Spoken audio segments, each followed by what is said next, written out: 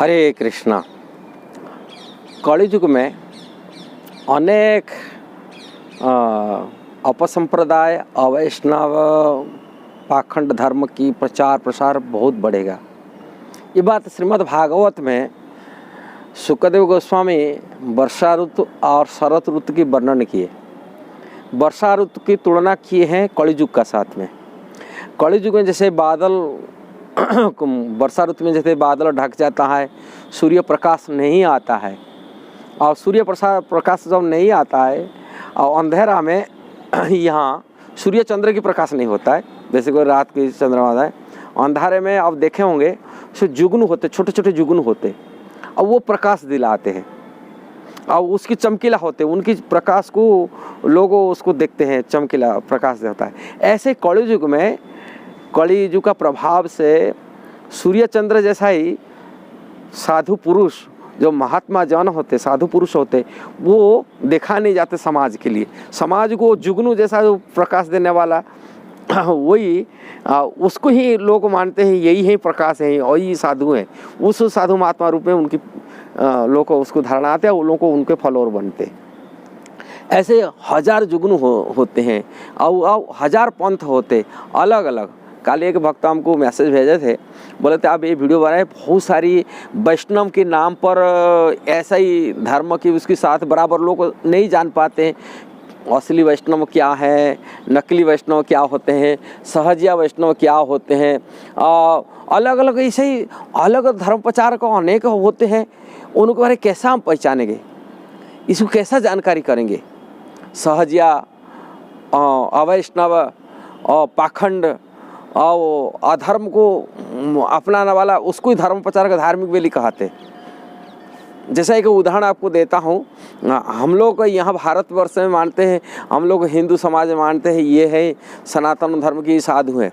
आप अलग पाश्चात्य देश में जाइए, अलग अलग देश में जाइए, और तालिबान वाले बोलते हैं हम लोग को जो खुलेआम में कत्लेआम करते हैं, वो बोलते हैं हम भी धर्म के रास्ता पर चलते, और उनके लिए वो धार्मिक व्यक्ति बनते हैं। हम लोग को जिसको आतंकी वाली घोषणा करते हैं, ये आतंकी संगठन है, आतंकी जो मुख्य आतंकी आरोपी आतंकी पर ये कराते, और वो बोलते हैं ये सबसे बड़ा धार्मिक व्यक्ति है, धर्म के रास्ता पर चलने वाला, कारण उनको वो धर्म वाली मान लेते।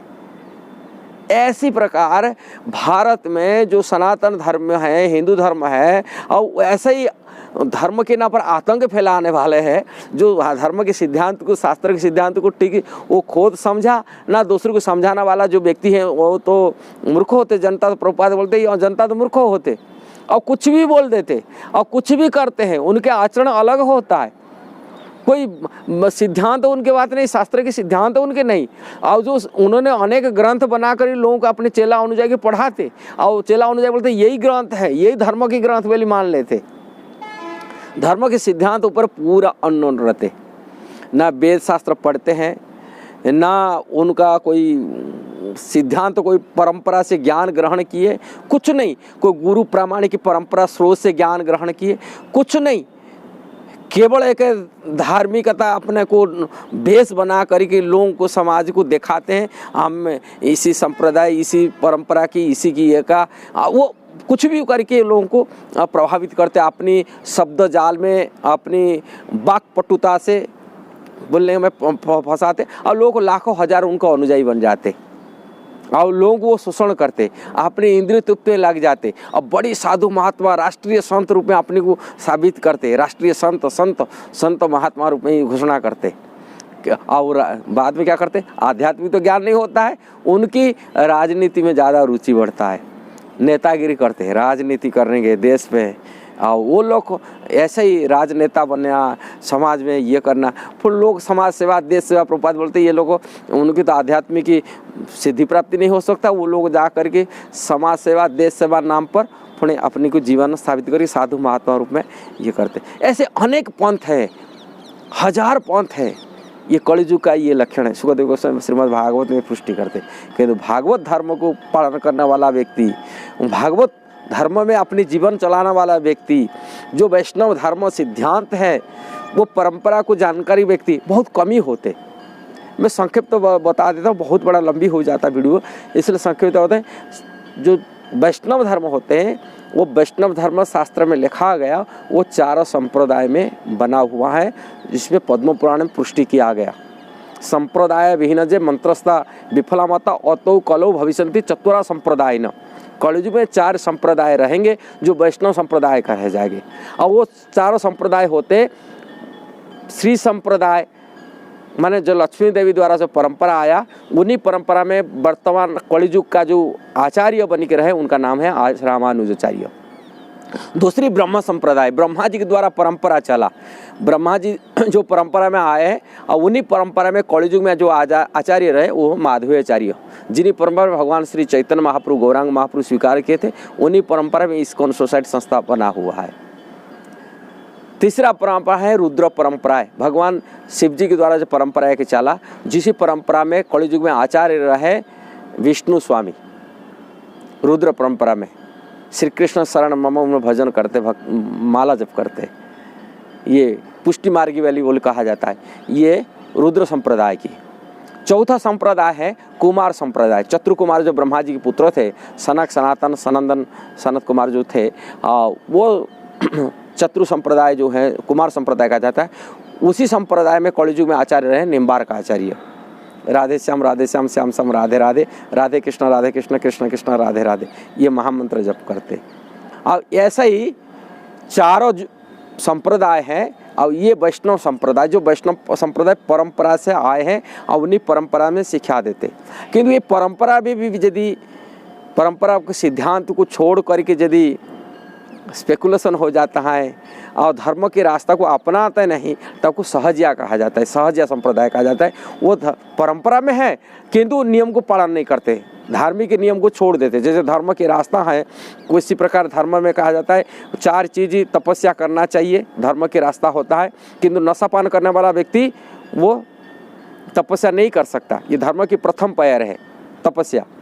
और तपस्या नशा वाला व्यक्ति किंतु संप्रदाय में दीक्षा लिया, किंतु परंपरा में जुड़ा हुआ है, किंतु वो नशा पान कर रहा है, इसका मतलब वो सहजिया हो गया, सहजिया हो गया, वो पक्के नहीं है, इसको कहा जाता है।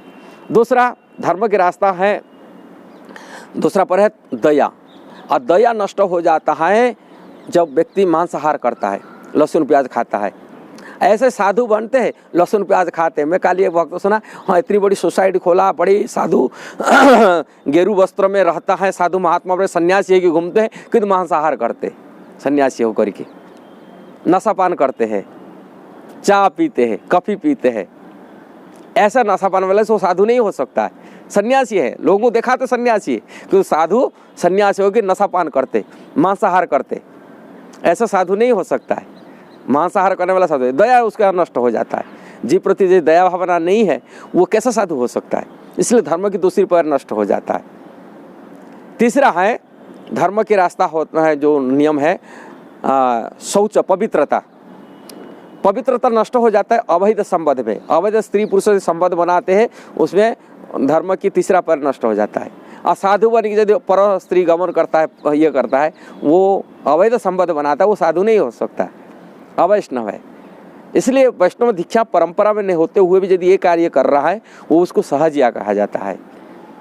चौथा है जुआ सट्टा खेलने वाले। हम तो देखे साधु होकर जुआ सट्टा रात दिन 24 घंटा खेलते, बोलते साधु हम लोग नहीं जानते, ऐसे ताश खेलते, जुआ सट्टा खेलते हैं। ये धर्म, जुआ सट्टा खेलने सत्य की नष्ट हो जाता है, धर्म की चौथा पैर।